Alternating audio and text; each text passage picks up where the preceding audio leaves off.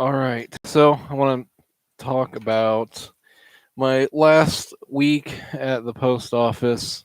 I talked about my orientation, um, what that was like, and so I wanted to academy, which was further training, more about training the job duties, where the orientation was a lot more about the ethics part of the job, and it was about learning how to fill out the time clock and all this different things like that, the website and some of our benefits and everything. And it was some of the stuff that we needed to know for on the job too. But the academy was a lot more specific on the jobs. So they have the academy separate for the city carrier assistants and the rural carrier assistants. So, like I said, during orientation, there was only three of us. There was one girl who was going to be a CCA, and there was me and another guy who were going to be RCAs. So for this academy, it was only me and the other guy. And our trainer was an older woman who had been, a rural carrier for a long time. And so before the academy, I had my shadow day where I basically I got a lot of books, a lot of papers, and I'll go over with some things and share things. I decided to make a video and ramble a little bit if you're interested, if you're curious. Um, and anyway, I took a lot of notes on my shadow day. So I took a whole page. I took basically that whole page, I think, during my shadow day. And then the back of this was a lot of stuff during academy. I wrote down notes. So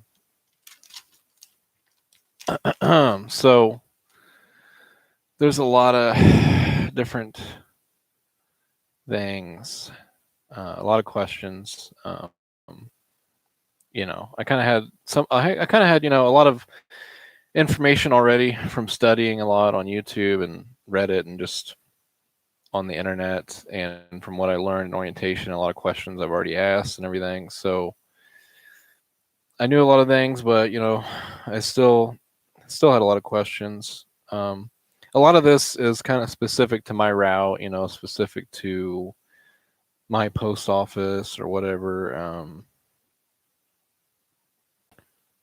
She was talking about forwarding. Let's see here. We deliver to like a kind of prison facility, and certain, only a couple of times during the year do they get a lot of packages. One obviously during the Christmas holiday, and but also during July. So right now they're getting pretty slammed. I also had a day of work after academy, which I'll talk about that too. Sunday, so I was busy all the way from Monday to Saturday. Monday was my shadow day. Tuesday through Friday was my academy, and then Saturday I did some work at the office there. But I made notes, just things like that. When she told me, that the prison gets packages on certain days or whatever, like, okay, I'll just make notes of that. So I just made, some things are more important than other things, but just to make sure I was paying attention while she was talking. And my driver, my regular rural route who I'm assisting is, she's a great lady. She's an older lady. There's pretty much all older women that work at my post office. There's another guy. There's a couple of guys, but one of the guys is actually one of the ones who's been there the longest or something, and he's like injured now, so I don't know what the deal is with him. But the other guy is a city carrier. Um, I don't know. I just made a lot of little notes about everything. Now, my route is a pretty small rural route, but I'm going to deliver to another town. So I got my town's mail, and then there's a tinier town that's local, that's close, and I get to that town like in the middle of my route for my town, and then I stop my town, and then I deliver the mail for that tiny town, and then I'll resume for my town and come back. So we have to case mail, like sort it for the address, the name, wherever the mail goes to.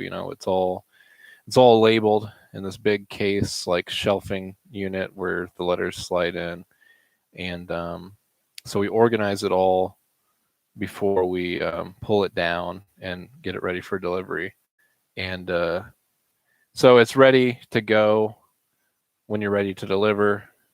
It should all be in order and everything. But also, if there's any errors or anything that's wrong, you catch it. You can catch it while you're doing that too. Um, but so those cases where you put the mail in, I'm gonna have, I have one for the small tiny town, and then for my town, I have like two cases, or two sides to it, however you want to say that. But a lot of places have like three cases, so it's like a U or whatever, like you're in the center of it. And it's like all around you. I've heard some of them have even bigger ones that like wrap around or whatever almost. But so I feel pretty lucky to have those tiny ones. That's cool. I also kind of like delivering to that tiny town in the middle of my route. The post office that I go there is like a tiny building, but it does have a bathroom, so that's kind of like a good break for me, a good break point. It's kind of almost the middle of the route. So I like that. Um, so basically, my shadow day, I just watched her do everything, and I got a ride in her vehicle with her, and I asked questions the whole time, and I took notes, and I just got to observe everything. And of course, she's been doing it forever, so she makes everything look easy.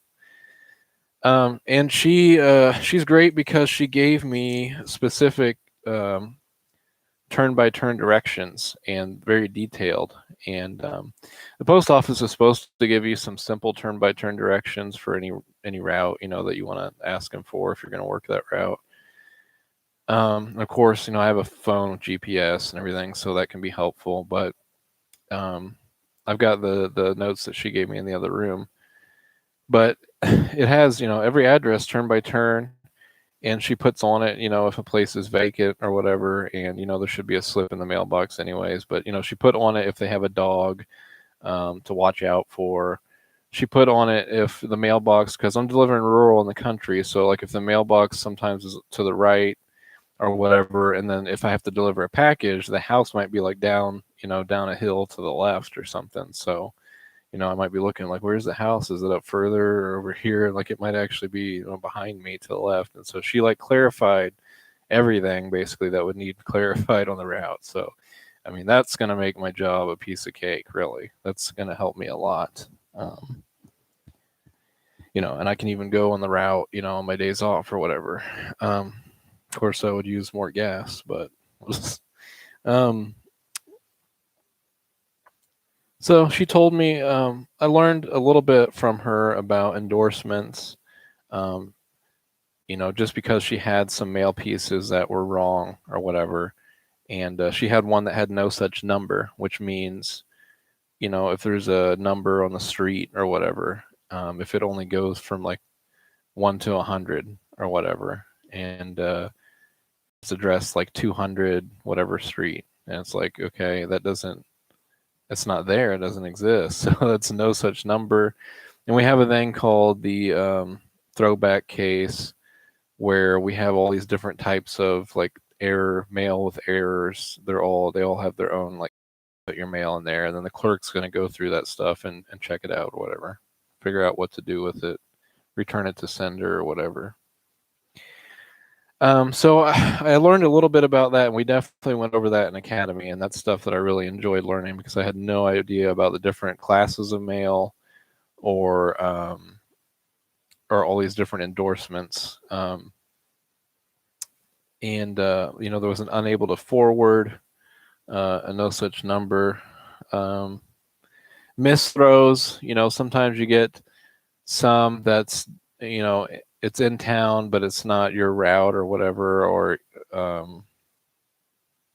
it's on a different street or something that you don't deliver to, or it's in another town. It might be in a another town that's close or something, but it's not your town. So, it's missent and it goes to the throwback case. So there's in town missents and there's out of town missents.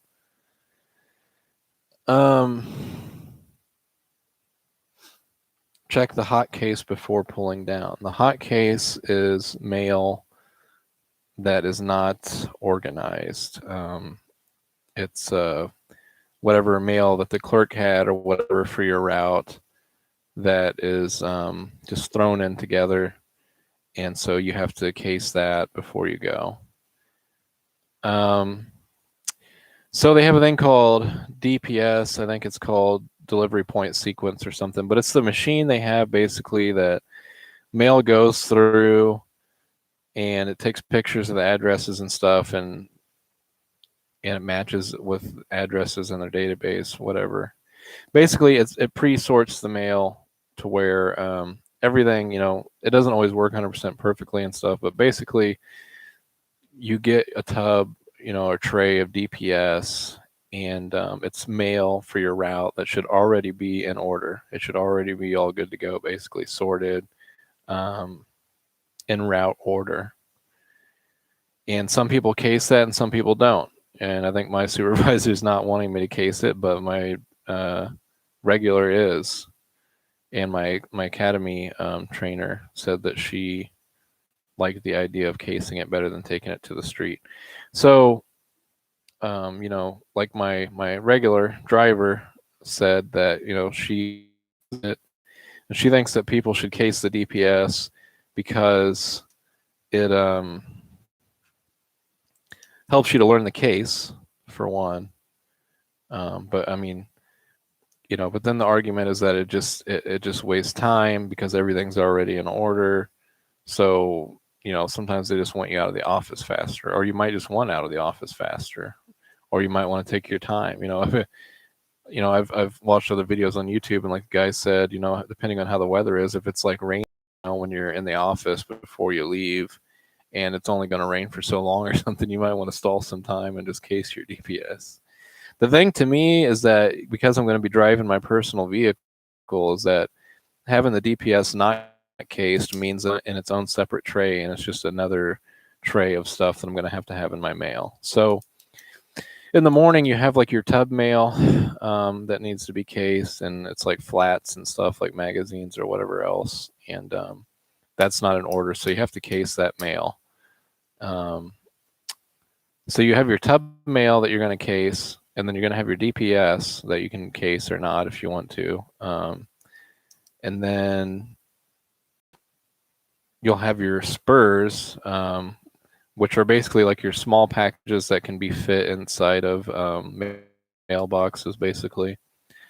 So you'd have a tub of them close also. Packages and stuff.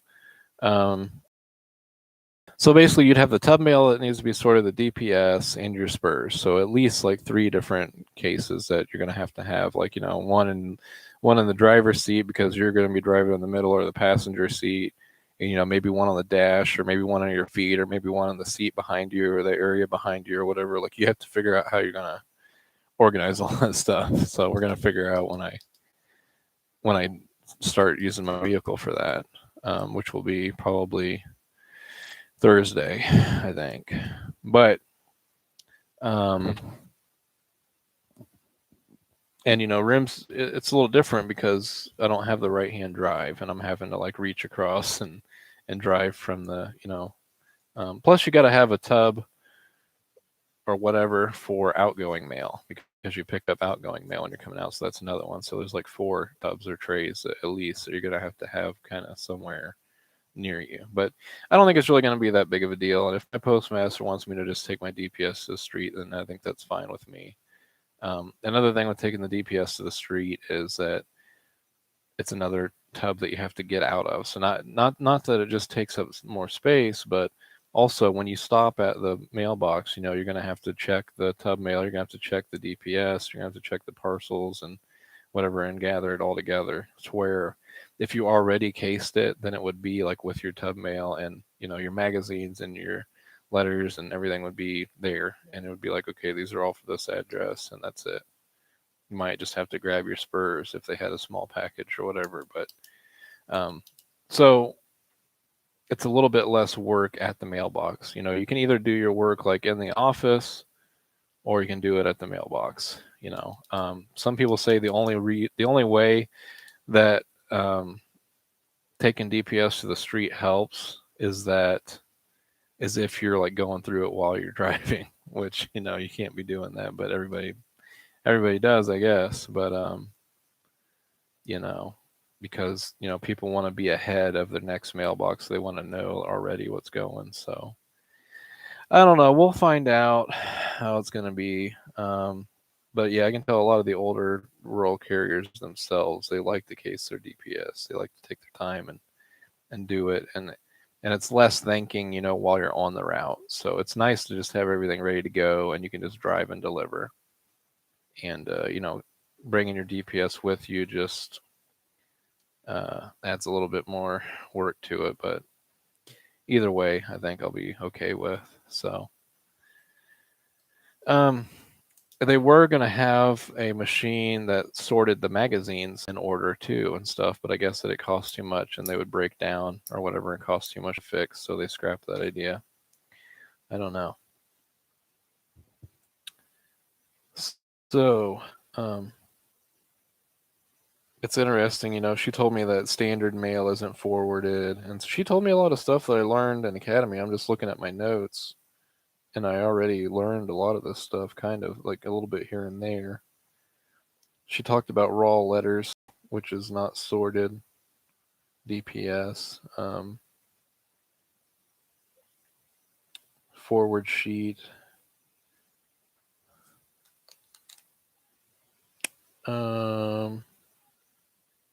Mom's calling me. Hang on a second. Hello?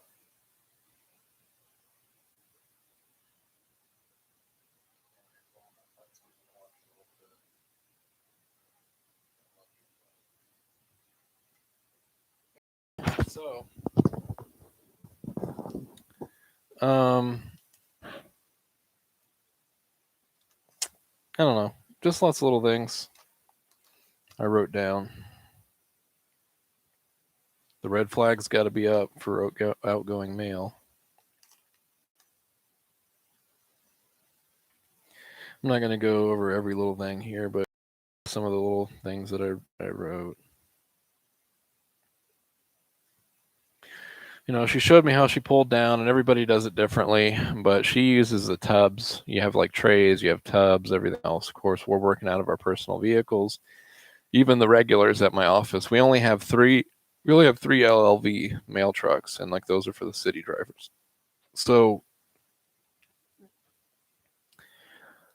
so she pulls down into a tub, and she told me, to turn the mail after each address, so it's easier to see, which mail's going to which mailbox. So you can say, all these letters are turned this way, so you can grab those all, maybe look through them again before you put them in the mailbox. But you should have, each address turned so you can differentiate between them. So she put a strap inside this tub, puts the mail in there, this way and then that way and then this way as she's pulling down, and then bundles it all up with the strap and like pulls it tight.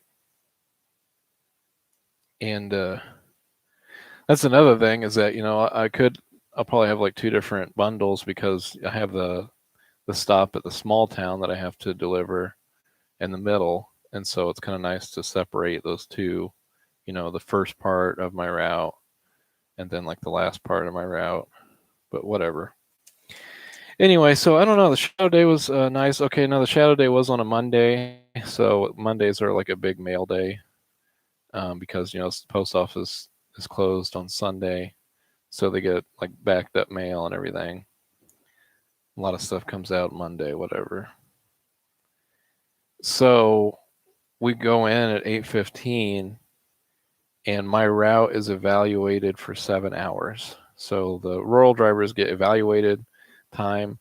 So they get paid for 7 hours no matter what, even if we get done faster. Now, sometimes it takes longer and you don't get paid for that, but it's supposed to all even out.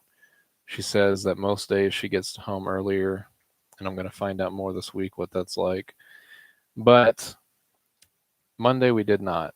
She had extra packages. She had to make 2 trips because not all the parcels fit in her vehicle. She might have been taking more time because of the training or whatever, but we did not get back until like 4:15. So she worked for an hour for free, basically. So Monday was a longer day,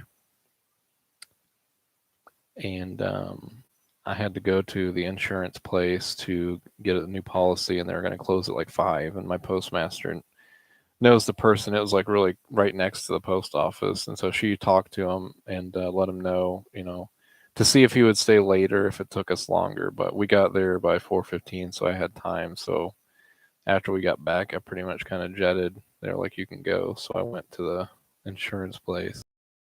Um, I don't know what to say really. My roads aren't really bad. I mean, there are country roads, there are gravel roads. Not all of it's gravel, but the gravel that we do have is pretty good. She told me about some issues that she's had on the roads, like in the winter. The road commissioner or whoever plows the roads. And she said one time, he plowed the snow over a ditch like level. And so she pulled up to a mailbox like really close early or whatever, and like she didn't know that, it wasn't like level ground there, and like her front tire or whatever like dipped into that ditch and got stuck. She told me about a little incline hill that was too slick for her to get up, and she said that she went and grabbed a bunch of leaves and stuff and like put it in front of the wheels until she could get traction and get out of there. So one of the hills that we have to go up that's gravel, she described it as washboardy. There was like ripples in it. It's like boom, boom, boom, boom, boom, boom going up, but there wasn't any like huge potholes. It wasn't really, what I was imagining. Like it could be like a nightmare. Now, I don't know what it's really like, if it's wet and it's muddy or whatever. I don't know. I mean, I guess they're all gravel. I guess maybe it's not that bad. I asked her about the flooding. She said there's an area that can flood, and she showed me like a different route to go around if that happens. But really, I don't think the roads are going to be bad. I mean, I've lived around this area my whole life, and I'm used to the country roads and stuff, and that doesn't really bother me too much. I want to. I'm gonna get a good jack when I get my first big paycheck, and I'm gonna, because I might get some flat tires or whatever. So I'm gonna make sure that that's as easy as I can get it if that happens. But and I'm sure that she'll give me the different road commissioners' numbers and everything else. So I am going to be using my only vehicle that I have for work also. So, but I'm not too worried about it. And I've got a pretty good mechanic in town who's really helpful too. So hopefully everything's going to go good for long enough. So I don't know about my shadow day. I got to meet the other people who work there, and I guess there's 2 other RCAs at my office. There's one who's holding down a route, like an aux route, which is supposed to be like a shorter route or something. I don't know, but I mean, it's long. I don't know what makes it an aux route, but this RCA for like 8 years, she's holding that down. So she's the one who's been there the longest. So she's the one who gets the first dibs at being a regular. Now there's another RCA who's out with an injury or something. So, but she's supposed to be coming back. So I don't know about her. This other RCA who's been there for 8 years, I saw the way that she pulled it down. It was completely different from what my driver did. And I thought the other RCA's way of pulling down was weird to me, because the way she pulled down in the tub, taking the mail flat and turning it for every delivery. So if somebody got a magazine like this, she set it in the tub, which is so high, like, just say if it's like a tub like this. So she sets the magazine in there, for that address. And, maybe if there was a piece of mail for the next address, set it a different way, however you would do it, like that. And then, if there was another one, cross them, whatever. So now what the other driver did, the other RCA, let me see here. What did I do? I don't remember exactly what she did, but she did something like this. I don't know if she even had the mail crossed or how she did it, but she took the different mail and she's pulling them out of the case, right? They're all in their own little slot divided by their addresses. So you pull down, like your route is supposed to start at the top left of your case and it ends at the bottom right of your last case. So when you pull down like the bottom right first and you work your way up to the beginning of your route. So the beginning of your route is on the top. And so they have trays too, and so some people, they'll put the mail in the tray. Like if you have the LLVs, whatever, you have more room or whatever. They'll be laying in a tray to where they're like facing you, and you can like flip through them. So my driver had them in a tub to where she's kind of like reaching down and getting them. But this other RCA, she would take the mail, pull it out of the slots, whatever, stack it up in her hand until she could hold so much of it, and then she would like taco it, put a rubber band around it, that group of mail, and she would continuously do that until she had so many rubber banded, and she used a strap, like everybody like straps their mail, bundles it. So mine was using a tub, so she had a strap like laying in the tub, so it was underneath the mail, and then she pulled it tight at the top. Well, this one had all these tacos that she had rubber banded, and she put them all together. And then she took the strap around all of those and bundled it. And I was like, that doesn't really make much sense to me, but whatever works for everybody has different ways.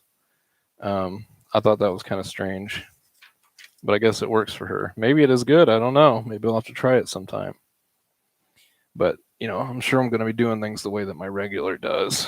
So, and I kind of like that method in the tub. It just seems simpler. And I like how the mail can't go anywhere. Like in the tub, it's not going to move around a lot. So I got to meet different people. I got to see how they kind of do things differently.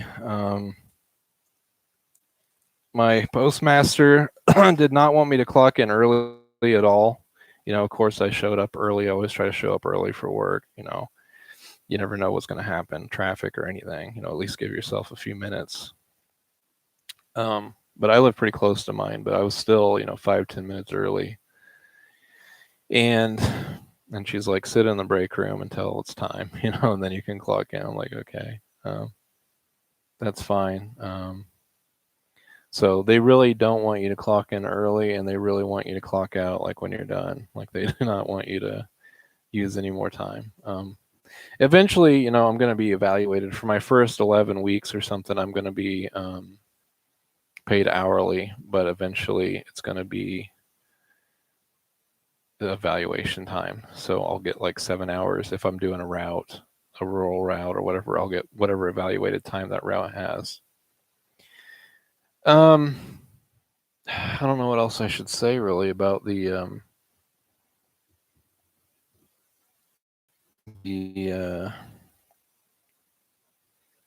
shadow day. I mean, my driver, because we go to the small town post office, it's only open for like 2 hours or whatever. So like no one's there basically when we go there.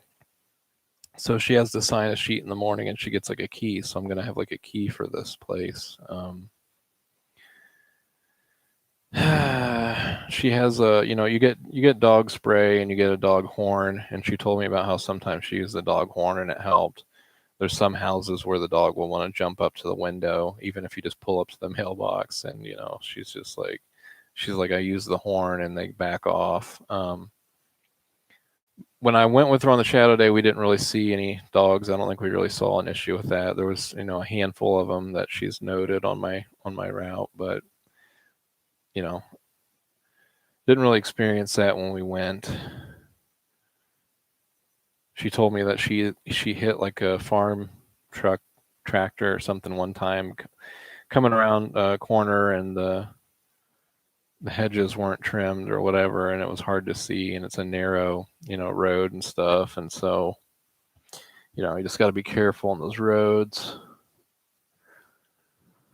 I don't know. Because of COVID, they don't want the customers to sign packages anymore, so we're supposed to sign for them. We're supposed to let them know if it needs signed. We're supposed to be like, hey, this package requires a signature, but they don't want you to sign. You're not really allowed to, so we have to sign for you. So um, I learned that, a lot of things that I learned, my post office or my regular does different. And I'm not going to like rat everything out or anything, but that's the way it is with every job. You go and you learn the training, and then once you get in there, they're like, yeah, the training, you have to go through that, but that's not how we do it. So, um, but I think everything's good. I don't think it's a bad office. I like the postmaster. I think that I could probably get along with everybody there. Um, I really like my regular so far. So, especially with the turn-by-turn directions that she gave me and stuff, I don't think any of the other regulars have put any of that work in there. And I finished this today, and I need to get more ink for my printer, and it's hard to see. And you probably won't understand this, but case map for casing the mail. Basically, it has every address that I deliver to in my town's route. I need to make one for the smaller town too, but there's only like one case there, and there is a clerk that works there. There's like a couple of clerks that work in the tiny office, and one's an older guy who worked in the town that I grew up in, so I'm kind of familiar with him. But she said he will case the mail for you. So when we went there on my shadow day, it was already all cased. So all she had to do was pull down. She didn't have to put the mail and organize it. It was already organized. She just pulled it down, and we went. But she said to double check because he's an older guy, and his eyesight might be that great. Where he messed up some, but everybody's gonna mess up stuff anyway. But yeah, just double check. So, but the other clerk apparently, they don't case it, I guess. So sometimes I'll have to case it, sometimes not. But there's a lot more casing in my office, so there's two cases. Not a lot. I don't think it's going to be hard for me to really learn at all. But this is a map to help me. So like I said, there's the case to my left with all the shelves and everything, and there's actually like 5 rows. And a lot of like the ones that I did in my academy, they were like 6 rows, and there was one here, and there was one. Yeah, they only had two. There were 6 rows though. There was one on my left, one in front of me. So I got the case to the left, 5 rows in my office, and then I've got 5 rows in this one, and it's barely 5 rows on this one. There's only a little bit at the bottom, so it's mostly just like 4 rows, but there's 5. So I went for every address that I delivered to, and on these cases, on like row 1, it'll have the address, like it'll have like the street, and then it'll have the numbers with the names, and they'll be in the dividers, and then that's where the mail goes. And I could show you a picture. I mean, what it looks like. Let me show you. Everybody's probably seen this stuff. I mean, it was all kind of new to me, but I'll just show you an example. So you just so you can see kind of what I'm describing. You see how there's all those different slots, and there's like 5 rows, and so there's streets on there. There's multiple streets on a row. And sometimes, you start at one street, and then there's another street after it, and then you go back to the street that's before it. But it has the street numbers, the house numbers, or whatever, and it has the names. And so that's how you know where the mail goes. Now, she has sticky notes in there too. For some of them, you need to know different information, like if they get their mail forwarded, or if it's vacant, if no mail's going to be going there. So there's different notes there.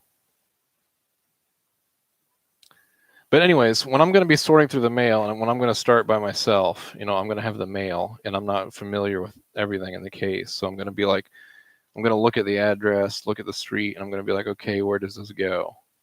And, I might look for a while, and I might be like, I can't find this. I might waste like 10 minutes or something just looking, and be like, man, I just wasted a lot of time. So this is going to help. So this is every street address in my case on both shelves, both of them. And on the left, I have that's the left case, and then on the right, that's the right case, and then I put the number for the rows that they're in. Some of them are in multiple rows on the left. They might be on row 1, they might be on row 2. So I'm going to look at the address, and then I can look at the street on here and be like, okay, that's on this case in row 1, and it's on this case in row 3. So I know where to look. It gives me a lot better of an idea how to find it. So that's awesome. I'm glad I was able to do this today. I took pictures of the cases, and I took so I would know, which row they're in and stuff. And I also she also gave me that turn by turn, which listed all the addresses and everything. And I went and I listed them all by alphabetical order. And so yeah, I did some of this work today. So I was trying to print it out from the computer. It should have been like dark black with all the text and everything, but I ran out of ink, so it's got really faint text, and then I just used pen for the lines because they didn't even show up. But so that's some of the case stuff. Since I got my phone up, I did take a picture of me driving the LV, so I'll share that. But here was me. It's hard to see. Maybe if I turn down the brightness on my phone, I don't know if it matters to show you this, but it's yeah, that's me in the delivery truck. So and I had some packages there. So that was my first little package delivery. You can see some boxes in the hamper thing. So I'll talk about Academy a little bit. So the Shadow Day was pretty good. I learned a lot. It was basically like free money. I just rode along, I just watched and followed, but I did take a lot of notes. I learned. So there was nothing that horrified me or anything. I wasn't like, oh my God, I can't do this, or, I don't want to do this, or what did I get myself into? Okay. I guess I will say one thing. The only thing is that one of the RCAs was upset because they're getting asked to do like city work and stuff. And we're not supposed to cross crafts. There's reasons for that. We have different benefits and stuff. The city carrier and the rural carriers, they have different unions, and they have different benefits, and they have different wages. And, city carriers get paid hourly, and we get paid evaluated time, and all this different stuff. So in the bigger cities and stuff, I think things are a lot more set. Towns, it's different because my post office is always short staffed. People always want to call in, take vacations, and they don't have the people to cover it, and they can't get help for whatever reason. People won't come from other offices or whatever. So whoever is kind of like willing to do extra work or whatever, they're gonna do it. So that kind of concerned me a little bit at first because I'm like, am I gonna get worked to death or whatever? But I think it was more kind of frustrating because I was already overwhelmed with driving back and forth, for an hour and a half there and back for my training, for my orientation, my academy. Those were 2 rough weeks.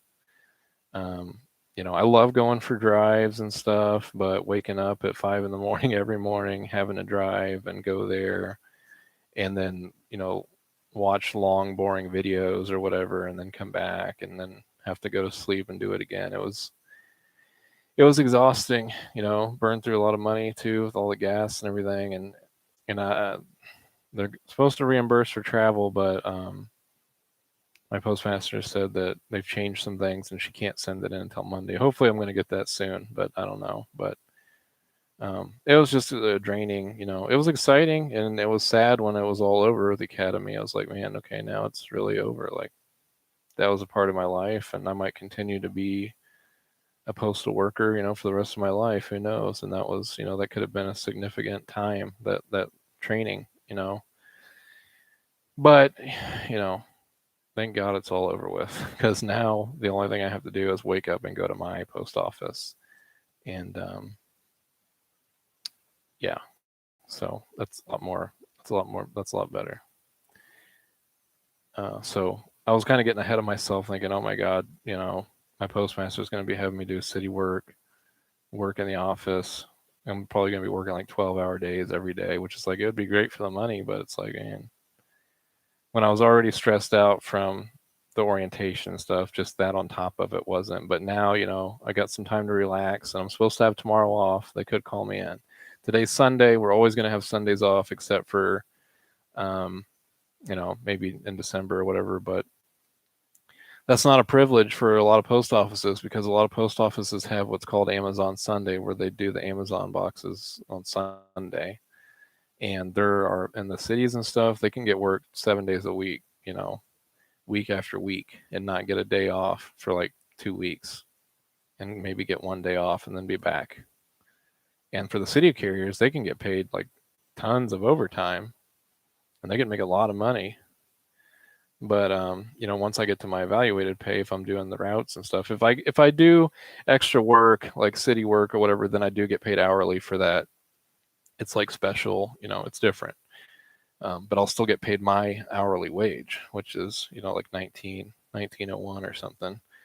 Where the CCAs, they only get like 1850 or something, which isn't like a huge difference to me, but I guess it does add up. It's 50 cents or something at least, so I mean it's decent, I guess. It's a decent difference, but the city carriers get a lot of benefits. Like they're supposed to get hired on within 2 years as a regular, and then they can start drawing their retirement and stuff, and they get like vacation days after so long and stuff, and like rural carrier assistants don't get any of that. Our privilege is our evaluated time, and if we bust our butts and get out in 5 hours or whatever, then we get paid for the rest of the day. So and we're not walking, we're not, so whatever. Anyway, but this woman who's the RCA, she's got kids and stuff, and she's already carrying her own route, so she's already working like 6 days a week. And that's the thing too, because my route that I'm doing is evaluated at 7 hours, and it's a 6-day route. So my regular really doesn't have any days off besides Sunday. So basically, she's going to be calling in or whatever for me to get days. Which she's probably going to be more than happy to do, every now and then. She's been there for so long, and she has days that, I think she probably gets, paid days off if she wants to, so she's not even missing out on money. But, 7 times 6 is like 42. So it takes like 6 days to get like a 40-hour a week, basically, with this thing. But the mileage pay is killer. I mean, that's another benefit that we get. I mean, it's insane. Like 80 cents a mile in my route is about 100 miles. So they don't take taxes out. So that's like every time I do this route, it's like a guaranteed like $80. And so my hourly wage, 19 an hour, working 7 hours, is about like 120 or whatever, somewhere around there. And just saying, taking, maybe, I don't know if that was like taking out taxes or whatever, but it's basically going to be about $200 a day. It's the way that I figured it. But once I learn this route and get good at it, I'm sure, I'll probably learn the other rural routes, and I can even go to other offices. But so already she's going to take off Friday and Saturday. I'll be done with my, we get like 3 days of on-the-job training. So that's what I'm going to be doing Tuesday, Wednesday, and Thursday. I'm supposed to have tomorrow off, which is Monday, unless they call me in, unless somebody else calls in and they want me to come in to help. Otherwise, Tuesday, Wednesday, Thursday is my on-the-job training. Tuesday and Wednesday.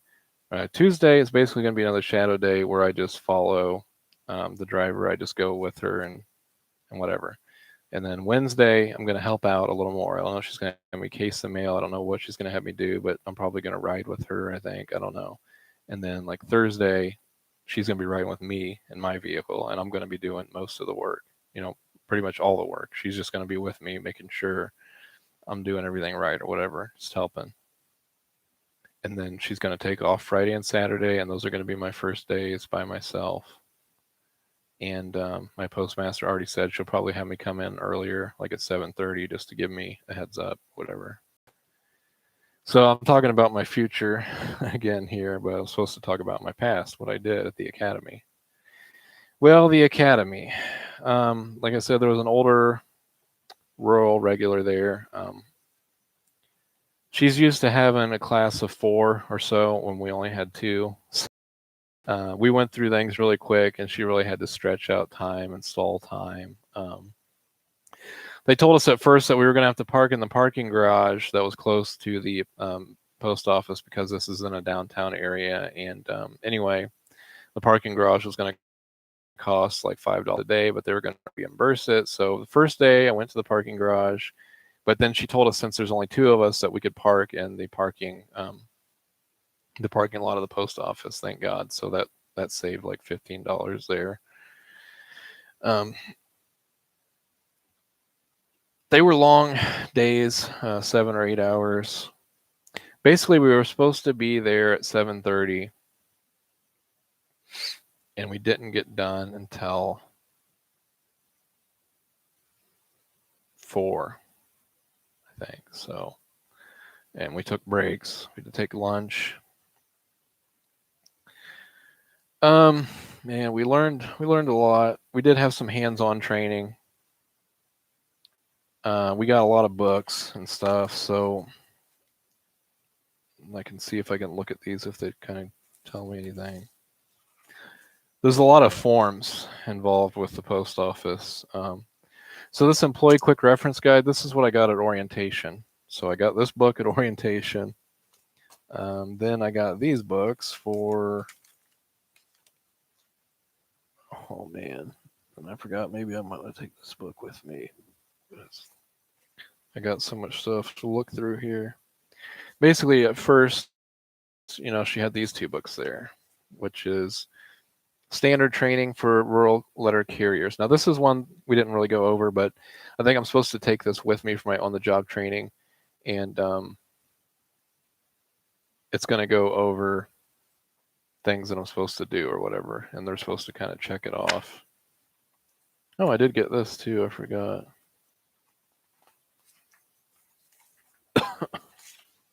A certificate. Rural Carrier Academy Training. So there's that. I have satisfactorily completed the Rural Carrier Training course. So that's kind of just a nice thing to have. So yeah, that book I need to take with me. We'll go over. But we had this book, Standard Training, Rural Letter Carriers, for Rural Letter Carriers. A lot of stuff in here. So this is a pretty thick book. We went over, we had slides for everything, like a PowerPoint presentation. It's categorized into the 4 different days. So we had like mock mail, like fake mail that we had to case. We had to pull down, and this wasn't all on the first day, but I'm just kind of throwing this all together. We also had to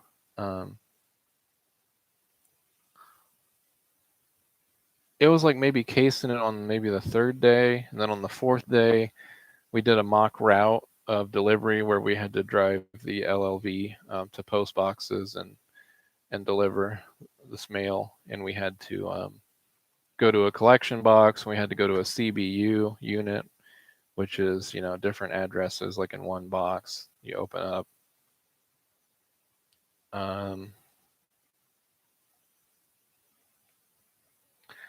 And we had to pull down, and and we had to put it back in the case, which she said was delivering to for that. So we cased it, we pulled it down, we put it back in, delivering. We did a mock route, driving. We just went over different things, and she had questions at the end of the course, and she was a really nice lady, loved the trainer and everything. We went over different kinds of postage. We went over different kinds of mail classes. There's basically 3 major mail classes,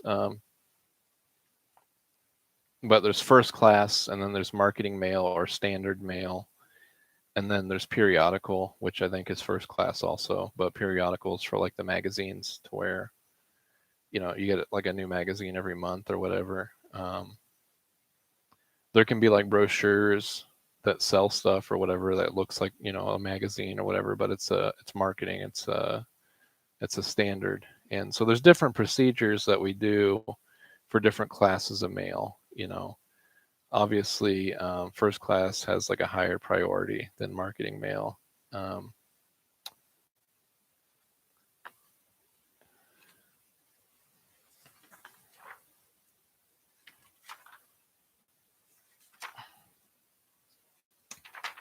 That was stuff that I didn't know that I learned, different ones. And so we got, different examples that we went over. There's stuff like this that will look like first class mail. It says priority express, whatever, rush priority express letters. So it makes you think it's like a first class, like priority express letter or something. But then you got to look at the postage and it says it's, standard postage. So this is marketing mail. Now, if the address is wrong on the marketing mail, or if the person isn't there, or whatever, something's wrong about this, it goes into this undeliverable box.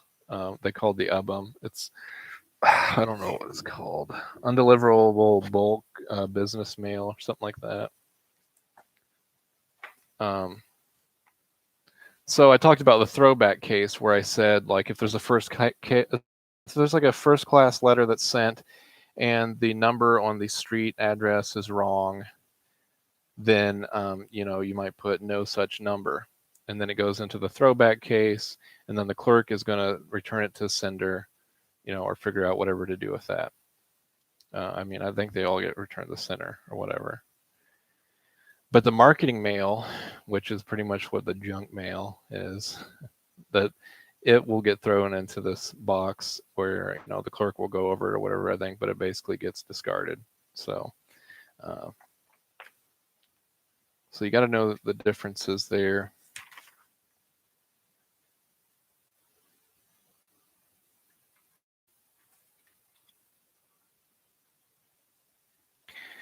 And there's like 3 different classes of marketing mail, I think. There is library mail, media mail, and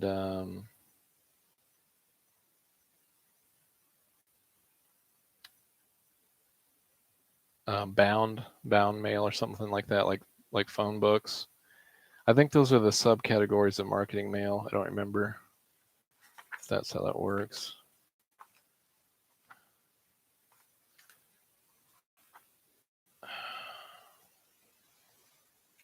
So we had the scanner too. We had scanner. We went over that. That was something we had to learn. Basically, you scan things. When you enter, you got to scan your ID and you got to enter, your employee number or whatever, different things. So you get logged in, and then, basically a large part of it is for the packages and stuff. You're going to scan the package. Sometimes, they're going to require a scan. Sometimes they're going to require a scan and a signature. We learned about these different kinds of mail, like registered. Registered is one of the most secured mails. And they said sometimes they'll send like ashes or whatever that will be like registered, or like somebody's will, or just important documents or whatever is like really important. It's insured up to like 5,000 or something. So if you get a piece of certified mail, like, you have to make sure you definitely don't lose that. Like, you don't want to mess up any mail at all ever. But registered's like, you're going to be in big time trouble if you mess that up. So I'll probably rarely ever have anything like that, but they have insured mail like less than 500, which doesn't require a signature, but they have insured mail that's over 500. It does require a signature.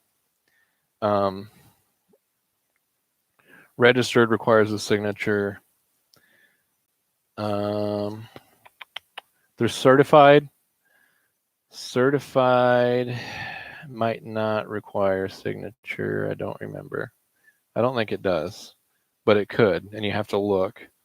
But basically, the scanner I think tells you, after you scan it, it's going to make you get a signature anyway. But um, so ahead of time or whatever.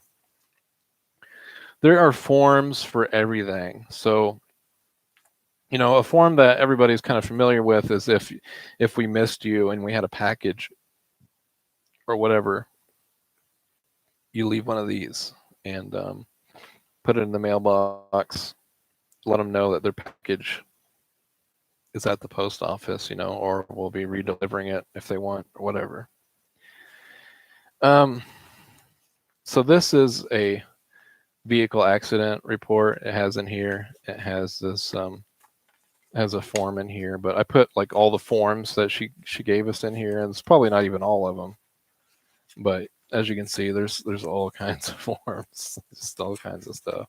I can go over some of these. This is for stamp stock. Because I'm a rural carrier, sometimes people might want to buy stamps. They live out in the country. They might want to stop. They might want to just get stamps through their carrier instead of going to the post office or whatever. So I think that you basically have to buy your own stamps. Like if I was going to sell stamps, I think that I pay for them or something. And then when a customer wants them, I'm going to give them the stamps. They give me the money or whatever. I give them the stamps, and like the money goes to like the post office or something. But I don't know exactly how that works. I'm going to have to know more details about that. But on my shadow day, I already asked questions about this, and she said, there might be like a couple of customers that might want stamps, but it's kind of a rarity anyway, but it's a possibility. So that's if you're like selling stamps. Now this is the one that I showed if somebody misses their mail or whatever. There are different reasons that they might not get it delivered, maybe not just because, they were gone or because it was because of whatever.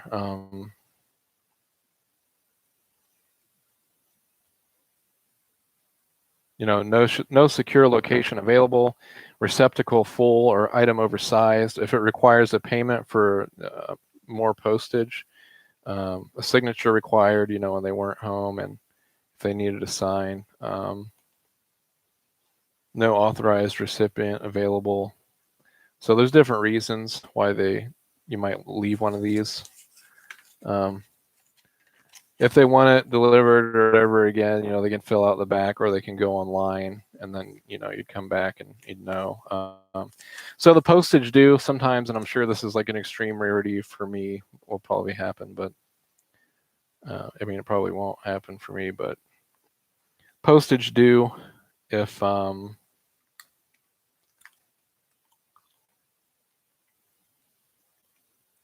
she said my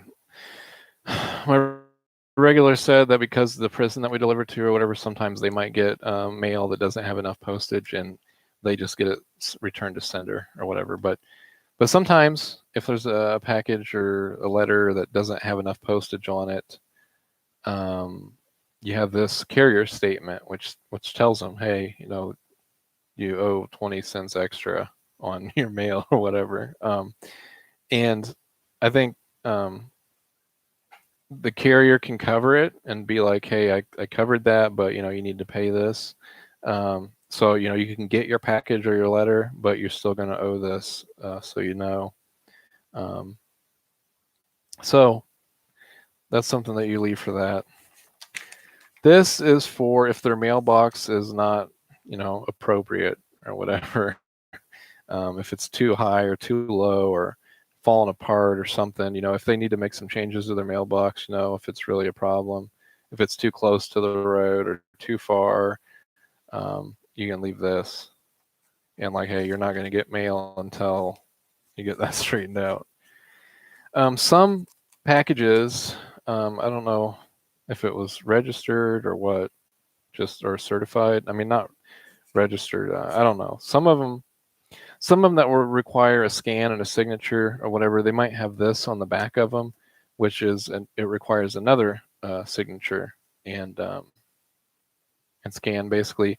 This is like if somebody sends a package, like if I send a package to another person and I want to know that they got that package, um, I wanted it to be, extra secured or insured or whatever. Um, it's like a dual signature. So we're going to like sign on the scanner or whatever, but also on the back, there's going to be this thing where you're going to sign and you're going to send it to the person, you're going to send it back to the person who sent the package so they can be like, okay, like I got this, I know this is like the receipt that, they got it or whatever. So some of those will have that. Of course, change of address forms. Sometimes if a person leaves there's different change of address forms. Obviously customers can come in and say, I just moved here or I'm moving, so I want my mail forwarded. I want to change my address, whatever. Sometimes people will just leave a place like in an apartment, and they won't do a change of address form. So sometimes we have to do it for them. So there's ones for employees to fill out and say this person left, without any address to forward their mail, but they're not there. So I filled that out.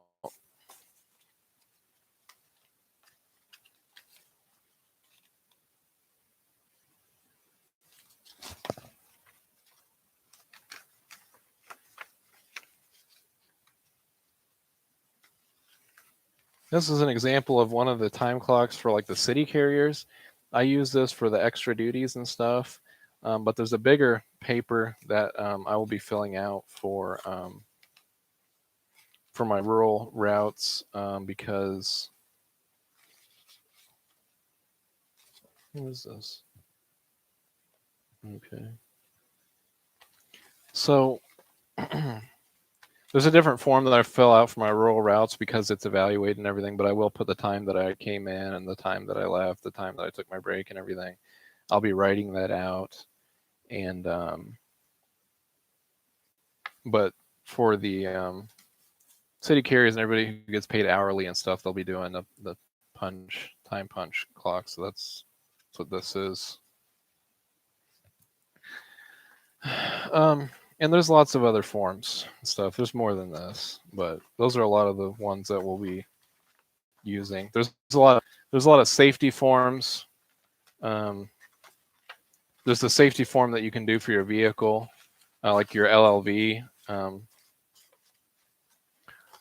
But also, in the scanner, when you scan to leave in an LLV, it'll ask you, it'll say to check for safety, or did you fill out that form or whatever, check the tires, check for any leaks, make sure all the lights work, check and make sure the horn works, make sure um, the emergency brake works, the brake works, make sure there's no like damage, make sure the tires are good. Probably said that already. Make sure that the windshield wipers work, everything, just whatever. So you got to write down the miles too. So there's a form for everything in the post office. And I was like, do you have to have a form to use the restroom? Do you have to have a form for like your lunch? Like, oh, I had a bologna sandwich today and, chips, whatever. Wouldn't shock me because it seems like there's a form for everything. So I learned classes of mail. I learned the different endorsements if there's different, errors with it. Unable to forward, no such number, no such name, missent out of town, missent in town, deceased if somebody died. You say deceased, and uh, if it gets refused, a customer can refuse mail or refuse a package. You write refuse. They have abbreviations. So for deceased, it'd be like DEC. For refused, REF, unable to forward, UTF, no such number, NSN. So here's the registered mail. It's red usually, but that's the most secure way to send your mail.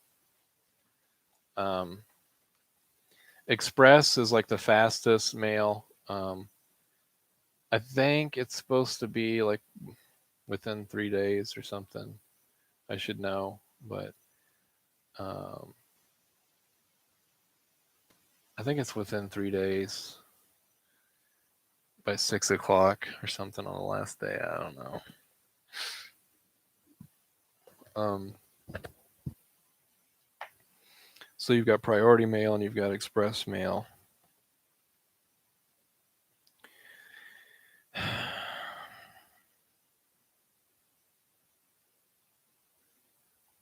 It talks about how there's the different barcodes that we have to scan. Sometimes there's different barcodes on letters, on packages or letters that we don't scan that aren't, that's not what we need to scan because it's like a package label or whatever else.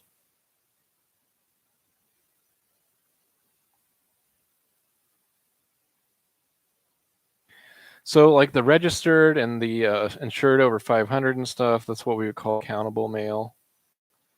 If it needs a signature, I think. Yeah, I think it might be accountable even if it needs a scan. I'm not sure. Even if it needs a scan, it's accountable. Um,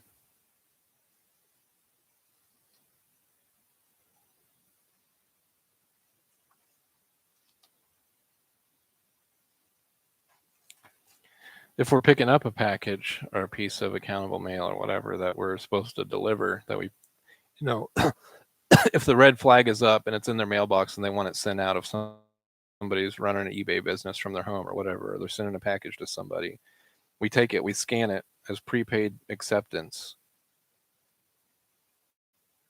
that we accepted the mail, and there could be a notice or a piece of paper with it that we'll have to scan as well that has all the information for the package.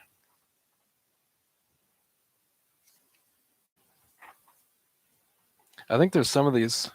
So for the forwarding, I don't remember every detail about this, but basically we forward mail until it gets basically authorized through the system. And when it does, we'll get the sticker. We'll get this is a card that's in each row of that case. So each case, has a row, and the rows continue. I wonder if I did that. Yeah, I must have done that right. Yeah. So like I said, there's a case over here and a case in front of me. So the first row at the very top left is the beginning of the route. So you go all the way to the end of that first row, and then you go from the left to the right on the first row and the one in front of you, and then you go to the second row over here, second row over here, third row over here, third row over here.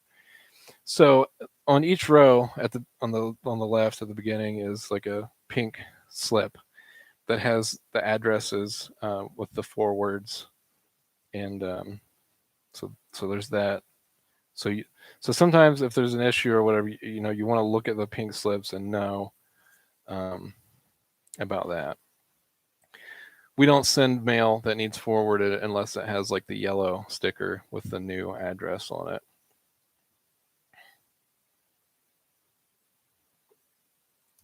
It says PS Form 3982 or a change of address provides a quick reference for carriers unfamiliar with customer forwards from the route, so the mail for these customers can be withdrawn from the case and bundled for forwarding by CFS or PARS. Okay. So if there's mail that's coming in for them, and like I said, my regular, she has sticky notes for each address. If there is a forward or something, I'll know because I'll go to put the mail in the slot and I'll be like, okay, she's got a note there. It says like forward. So, and she might not, there might be a change or something where she doesn't have everything labeled. So we'll also have those pink slips to look at or whatever. But, she's helpful in so many ways that, it's going to be like gravy work probably because she's got everything lined out. So I just need to pay attention to that.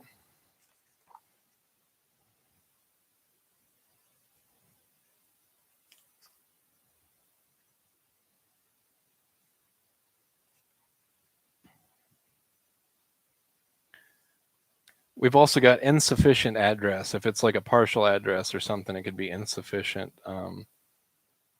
Like that would be like if there is apartment complexes. If there's like 100 Adams, apartment A, apartment B, apartment whatever, and it just said 100 Adams, and there was no apartment number, then that's an insufficient address. So it goes to the throwback case, insufficient address. The clerk's going to go through it and return it or whatever. So these are the different endorsement categories. I'll tell you all those. We have attempted not known, ANK. I don't remember exactly what that is. I should. I'm going to have to learn that. Attempted not known. Attempted not known. So I don't know. Is that a right address but a name that's not living there? I'm not sure. In dispute, DIS. I'm not sure what that is. IA is insufficient address. I went over that. Ill eligible, ILL. I'm not sure about that one. No such number, NSN. That's pretty easy. No mail receptacle.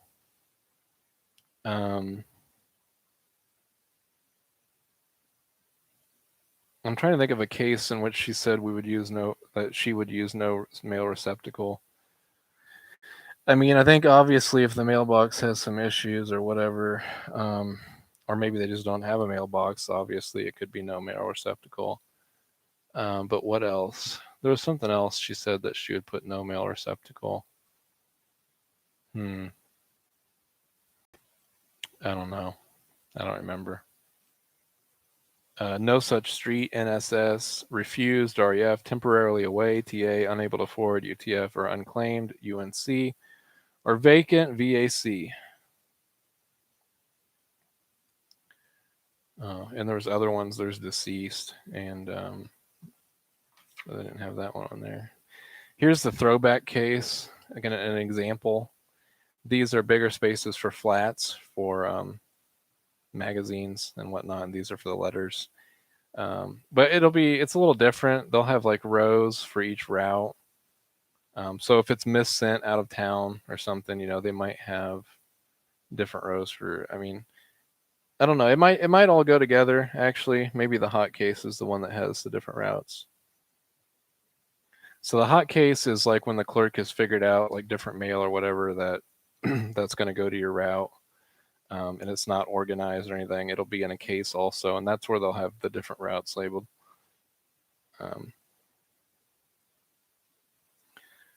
Whatever. I'm getting exhausted, man.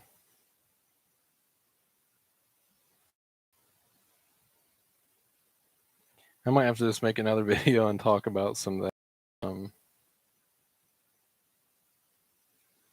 I could go over even more. You can see some of the safety forms and stuff in the back. It's just like form after form.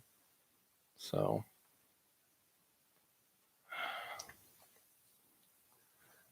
slips, trips, and falls. We learned about safety. I slipped on my first day delivering packages, and there was like a 601 delivery and a 602 delivery, and they were across the street from each other. They both had packages. So I went to one, scanned it, delivered it. Then I was going to cross the road, and there was kind of a deep ditch there, but I'm like, I can cross the ditch, and the grass was wet, and my shoes aren't great either. But and I was in a hurry. But I had kind of a heavy package. It was like a pet carrier kind of package, so it had like some weight to it. And so I tried to attempt to get across that ditch, and I slipped, and my knees, went down, and I kind of hit the gravel at the edge of the road and dropped the package. Kind of. There was a guy in a truck that saw me. I was like, oh man. I just got up and I went and delivered it, and I was like, ugh. So Saturday they put me to work. The last Saturday she put me to work. She had me come in early. Wanted me there at 5 a.m. This time she wanted me there at 5:45. But she wanted me there at 5 a.m. before my shadow day, before Academy, to learn to sort Amazon packages. Which basically the packages will come in on a pallet, and with big parcels, and there'll also be just like a big cardboard kind of box that'll have a ton of tiny packages, the envelope, bubble wrap packages and stuff. And basically I scan each one. It'll tell me which route it goes on, city route, rural route, which number, and there's tubs for all of them, and so I'm just organizing, putting them in what tubs they go into, and then there's boxes for like the smaller parcels, like their spurs or whatever. Oh, so I just organized all of them, and then I cleaned last Saturday for like an hour or whatever, and then I went home. This time she said she wanted me to stay later, but I came in later at 5:45. I helped do the packages. Then she wanted me to deliver some of the packages, so that was my first time in my town's LLV, and I got to go and deliver some packages, and I think I did okay with that. I took my time. The only thing is that I fell. I went past my first destination, and then I started using GPS after that. And also, I backed out like a few times. You're not supposed to back out really in the LLVs, as little as possible. But with me not knowing all the turnaround spots and everything, and just being nervous and not really know anything, I was like, I need to go from.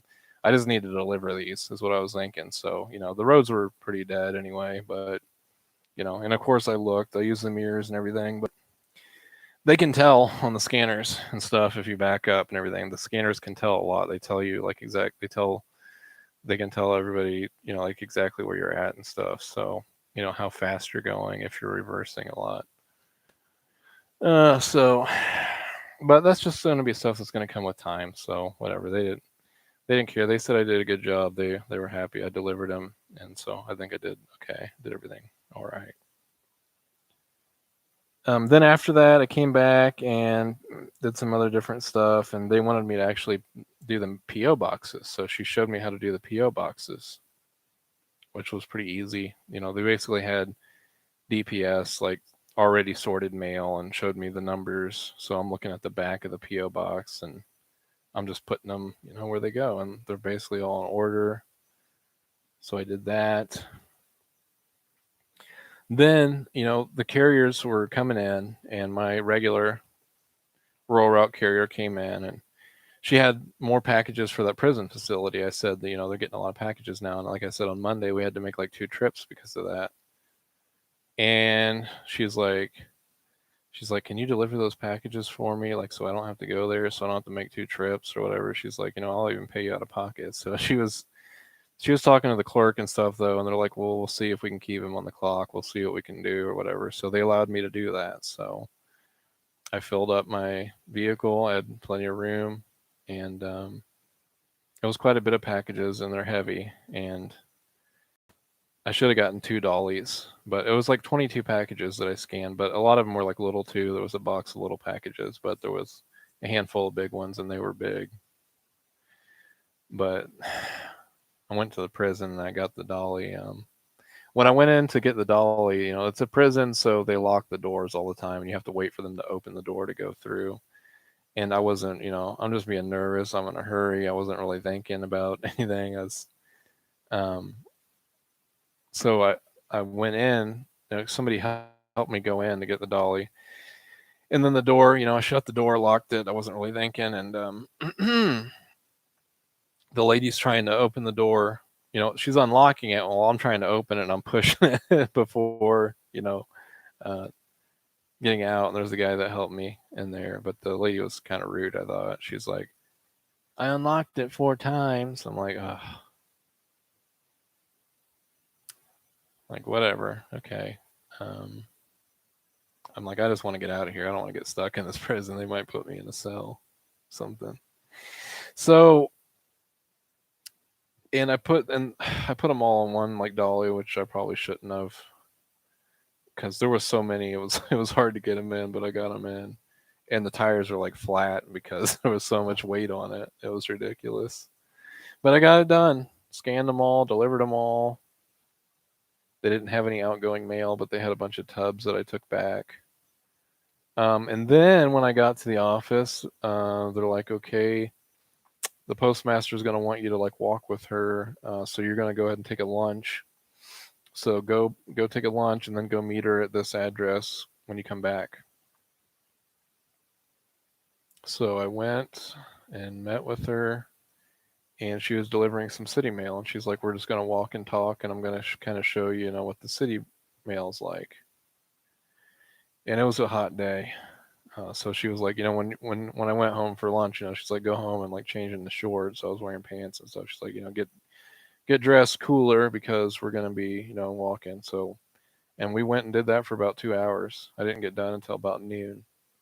So she delivered a lot of the mail, but then sometimes she gave me the mail, and I would go up to the house and deliver it. And so she showed me that, and I mean, it's just delivering mail. She parked and we'd just walk around. It was more than sometimes it was more than walking like a block. We walked quite a ways and then we'd come back to the vehicle, covered quite an area. I was kind of surprised at that because I thought, park and loop, you'd park and just go up and down a street or something, but we were like going for quite a ways before we get back to the vehicle. She had a water for me. It was nice. And then when we get to the vehicle, she turned the air on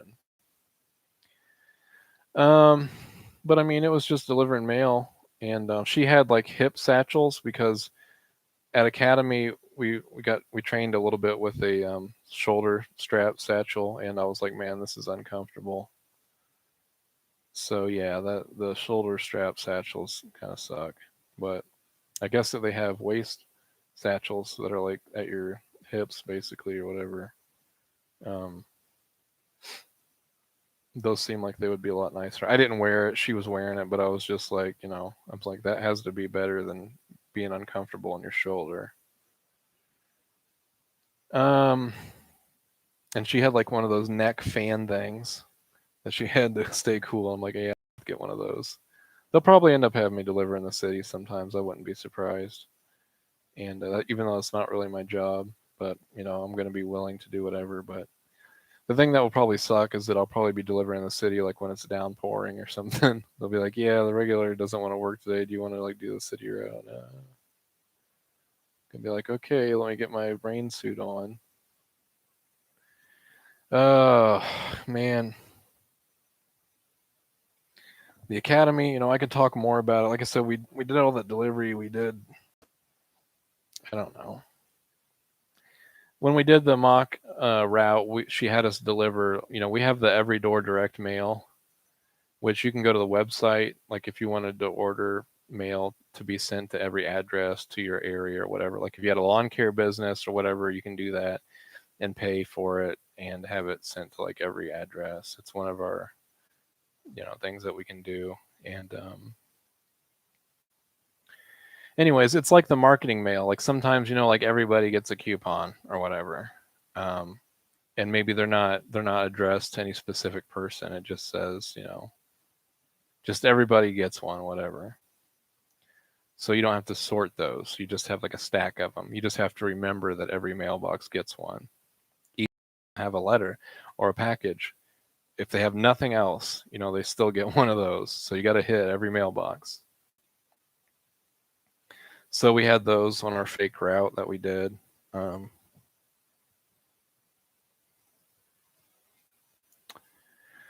oh,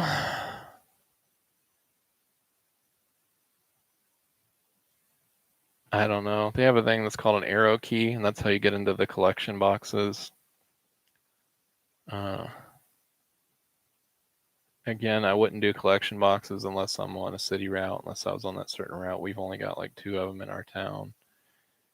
You don't collect from the collection boxes before the specific time. You always got to do it after. You don't have to go through that mail. You just pull the tub out and you put a new tub in.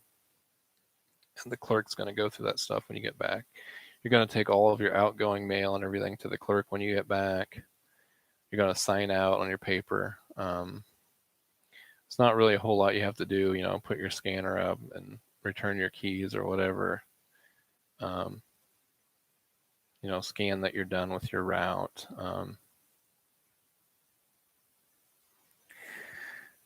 There are some different things like measuring the amount of mail that you get in the morning. I remembered I'm going to have to do that. I don't remember if I saw my regular doing that, but there's like on the case, you have a desk area and a ledge or whatever, and it has measuring tape kind of on there. And you're supposed to kind of take your mail and put it on there and then mark like how much there is or whatever. I don't know. There's the last day she brought donuts. That was nice for the academy. Um, I don't know. It's about the academy. A lot of it was just presentations. We did a little bit of the hands-on thing. She always quizzed us after a course. Like I said, she just drug it out, just told us stories about her experiences and uh she basically just went over everything in this book. It had like its own slideshow. You know, you got these different scans, like when you depart for your route, depart for route up here, sorry, return to office. The vehicles have a barcode in them. The vehicles have a number on them. Instead of having like a license plates, they each have their own specific number. When you scan, you know, like I said, it's going to ask if you filled out the safety form. You know, if you've checked, make sure the vehicle's in good shape and put in your miles and everything.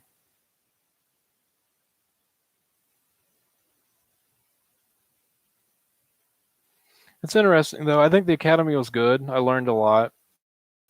One of the things that was kind of shocking to me was, you know, we didn't get a practice in our personal vehicles, which is, you know, whatever. I thought, you know, it would make sense because we're going to be using our personal vehicles, but a lot of places use LOVs even for the rurals. So, and it's good that we got trained on LOVs because, you know, even if help in the city or whatever, like we already know and we're already like certified for that. Because the older lady who trained us in academy and my regular did not get trained on the LLV. So, I mean, it's not something that they used to do. So it's kind of a bonus in a way that we got trained in the LLV. But you know, I still think that they should have had us practice in the personal vehicle. But our academy trainer did ask us to look at our personal vehicles, and she looked at it and kind of gave us some ideas about things we could do. She didn't really have a whole lot to say, but you know, she didn't say it wasn't going to work or anything. So that's good. I don't know. Measuring and recording mail volume. Measuring is determining the amount of mail to the nearest quarter of a foot. Recording mail volume means recording the amount of residual flats, letters, and sets of box holders in the remarks column of PS Form 4240. Rural Carrier Trip Report, which the 4240 is basically kind of like my time card. And some offices, managers will record all mail volume. So I wonder if they do that there. I don't know. Measuring devices can assist you in determining mail volume. These devices may be tape attached to the carrier case table, rulers, estimating footage, mounts, and trays or tubs. So you can estimate it according to the tray or the tub. I think for me, it's going to be pretty simple. I've got a good office and I've got some good routes. How's it going, Richard? I don't know how much longer I'm going to be on here. I've been doing this for about an hour and a half. So I talked a lot about my academy, my shadow day, and like my Saturday, which they put me to work on Saturday. So I'm just going over some of the things that I learned about the different classes of mail, different postage.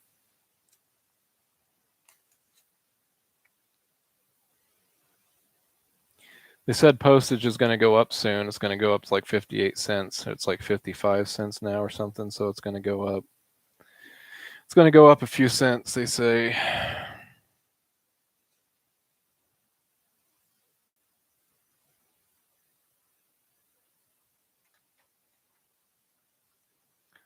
Talked about all the different kinds of forms. Of course, they talked to us about the union and stuff.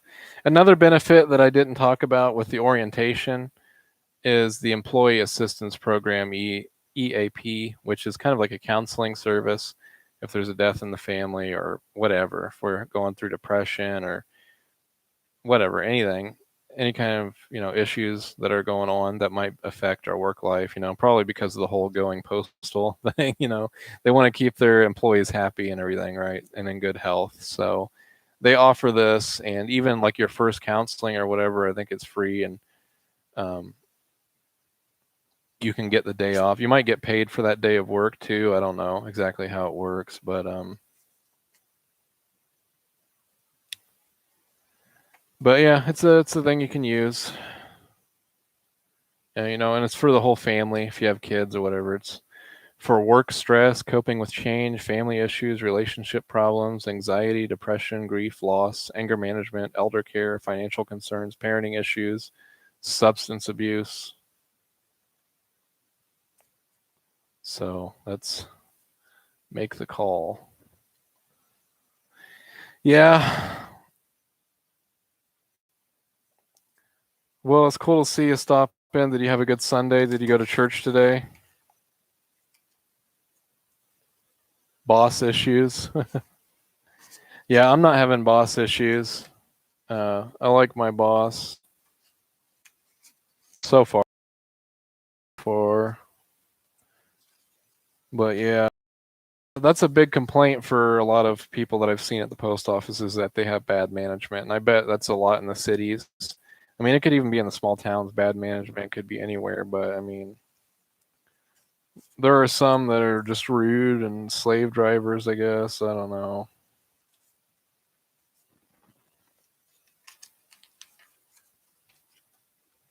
I showed that this is my certificate that I completed the academy. They gave me different books and stuff. I got so much stuff here. They gave me a little care package with the calendars and different things. A little a little thing with band-aids in it, paper cuts or whatever. They gave me these little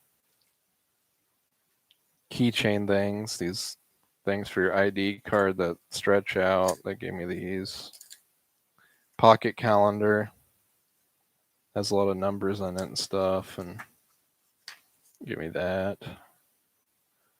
No one here can tell me who Job was. Well, I remember because you showed me, but I don't remember the name. But what was it in Genesis and in Kings? Is that where it says? So yeah, this was the notes that I took on my shadow day. These are notes I took during academy, which is, everything's like in the book, but I just noted things that I thought might be more important. And some of it's, a lot of it's like the forms and stuff. I just said, this number, because every form has a number. And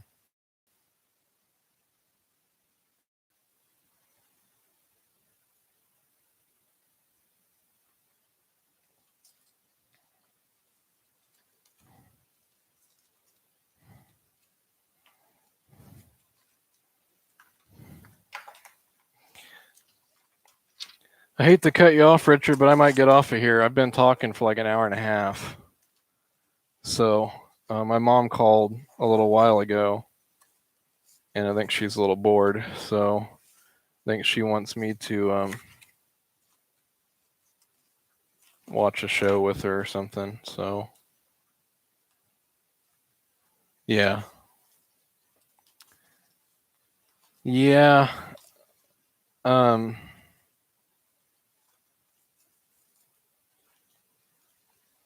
oh crap. Yeah, there was some kind of church. I think it was the Church of Christ or something. They had a gathering in the park today. They said they were giving free barbecue. I was almost tempted to go, but because there's like a barbecue place in town. I didn't even know that we had it, but said they're like, we're out here at the park on this beautiful day, and we got a live band and free barbecue. But I was like, yeah, I'm not really a Church of Christ person, but First Chronicles, okay. First Chronicles. I'll have to remember that. I'll have to make a note of it, Richard, so then I'll always know who Job is.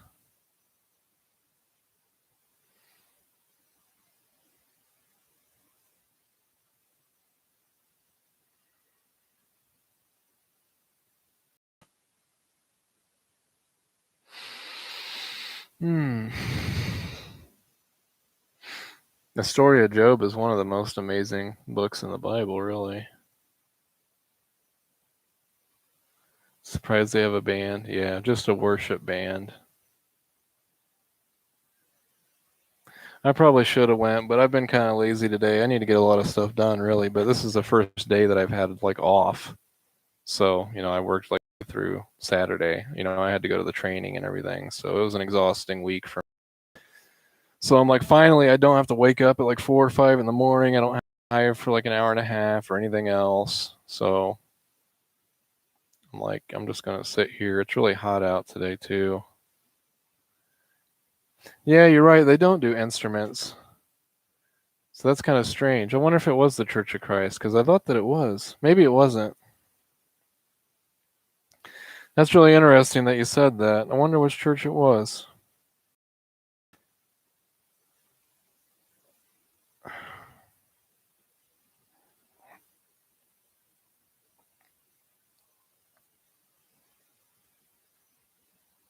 I'm going to look.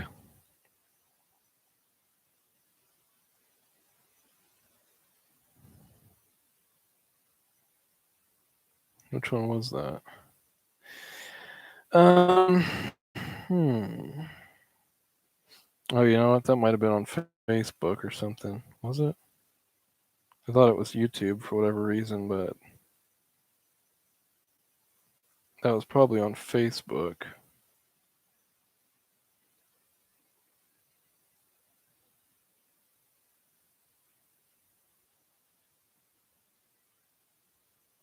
It was the Church of Christ. Beautiful, bright, sunshiny morning. We're getting ready over here at Scripps Park in Rushville for our Church in the Park. I'm just going to jump on here really quick and just show you we're getting set up, getting the band set up. We're going to have church at 9:45. We're going to do free station barbecue right after church, and everybody's invited. Anybody who wants to come. And then after we're done eating some barbecue, we're going to open the pool up. The pool's going to open at 1 o'clock, and anybody connected to the church in the park gets to go to the pool for free. So come on over, grab a lawn chair, and just kind of hang out. We're going to have some good music. We're going to have a positive message, biblical message. I just want to invite everybody to come out. Yeah, so we're going to have some music. I've actually got a friend who's into the Church of Christ, and I'm going to ask him about that. What's he think about that? Let's see.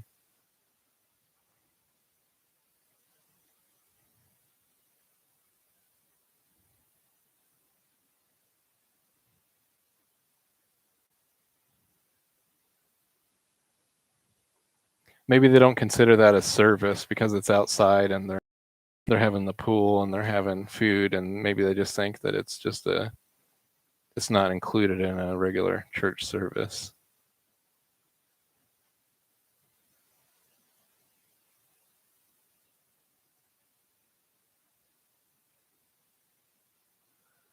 There's a Job on YouTube right now. Check out the comments.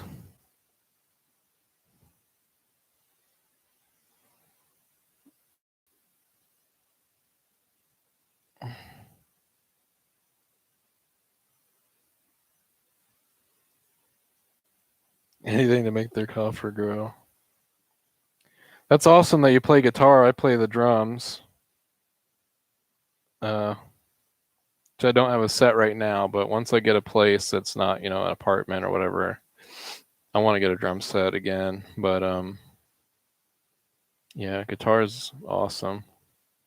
I'd love to learn that, but I guess since I learned the drums, I just kind of stuck with that. But I learned the drums in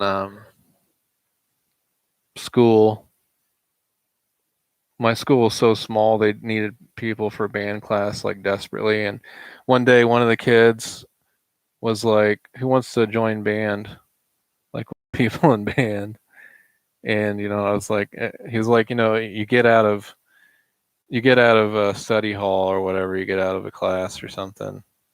So I was like, okay, I'll join.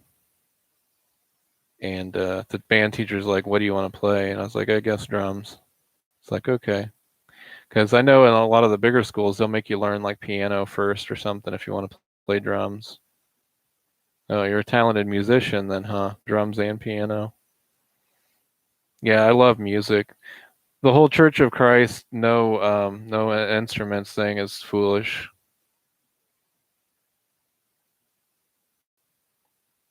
Obviously, in Scripture, we see how instruments are used for praising God all over. So, mostly in the Old Testament, and then that's their argument. It's like, well, that was Old Testament law or something. It's like, it doesn't make any sense whatsoever. But then again, it's kind of like sometimes you almost appreciate that because I don't mind, the acapella singing or whatever. It's nice too. And then you got like the modern churches where they basically have like a rock band for their service and people go there, for like a concert experience. So it doesn't really matter to me. I like the churches that do the old hymns that will just use like a piano or something, something simple. I kind of like that.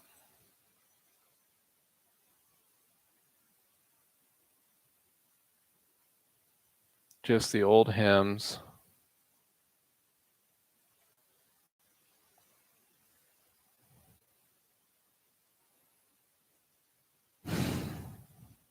One of my friend will say about that,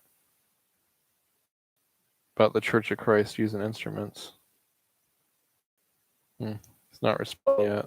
I'll hear from him eventually. Yeah, I have a friend who is, I don't know if I really consider him a friend. I mean, I guess, yeah, but I mean, we went to the same school and we've hung out together before, but he's moved away and he might actually be a Church of Christ pastor. I don't know, a preacher. I mean, I don't know. I don't think he really is a pastor, but I know he's preached for his church. But we argue all the time about doctrines. Yeah, probably duh.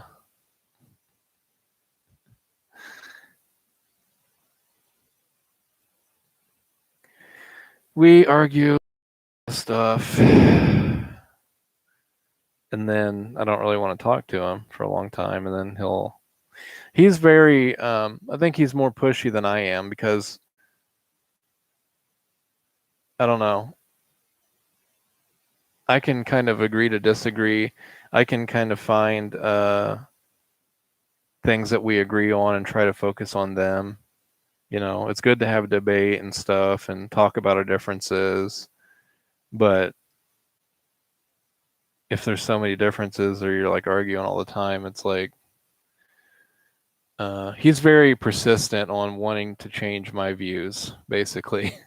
Because like he can make me upset, I can make him upset. We can argue about doctrines, and I'll just be like, okay, whatever. Like we still agree, that Jesus is Lord. We still agree, on a lot of things. We can focus on that.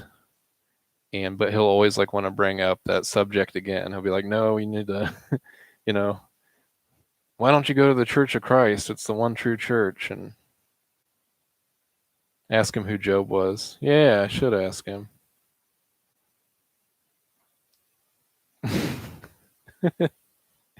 What I like is there's a street preacher that I used to watch all the time, and he's like stopped making videos or something, but he would always go and ask people, um, where's the book of Hezekiah in the Bible? He'd be where's the book of Hezekiah or whatever. Or he'd trip people up like that.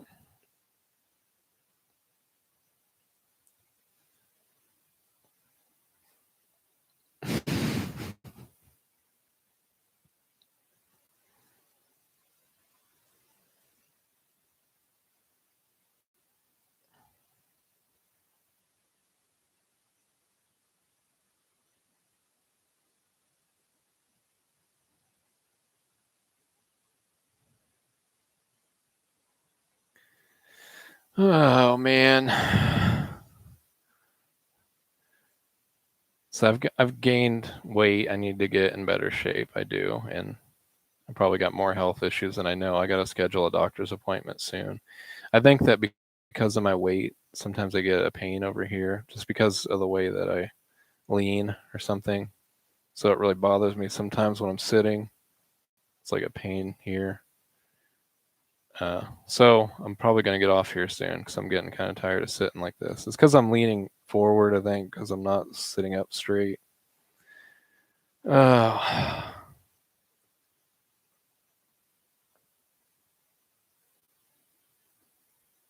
yeah.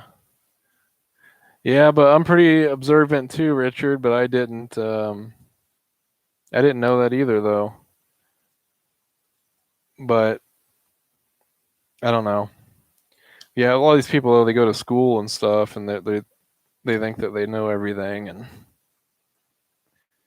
it's kind of an issue.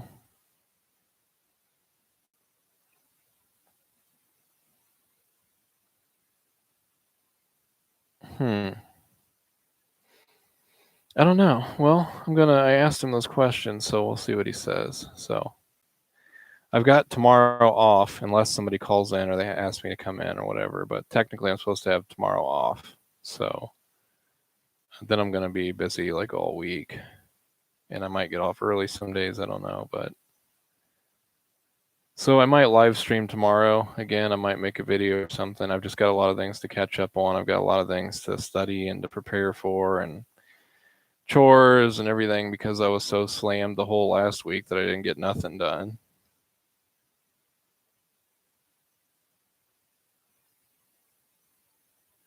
Okay.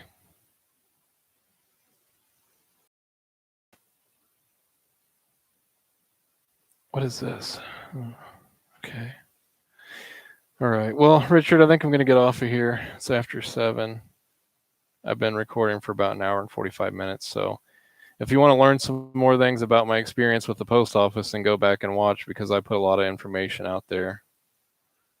So I did put RCA and Shadow Day and Academy in the title. So maybe people who are searching for information on the job might come across it. I didn't put, USPS, but I put a lot of keywords. So maybe it might help people a little bit. But if there is anybody who is interested in working at the post office who comes across this video in the future, then you can always message me and hopefully maybe I'll still be there. All right, man. Thanks, Richard. I'm going to get off of here. I need to catch a breath and get a drink of water because I've just been blabbing for like an hour, almost a couple hours. So God bless and see you guys later.